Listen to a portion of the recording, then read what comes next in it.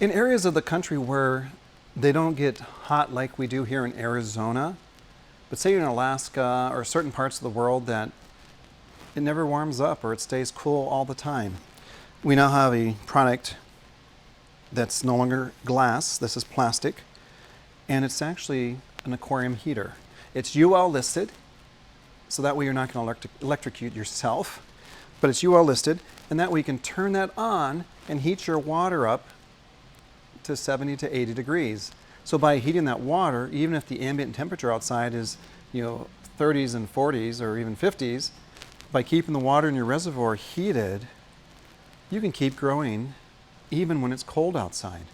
So it's another alternative that we can use to warm that water up, keep your plants growing and sustaining themselves as well.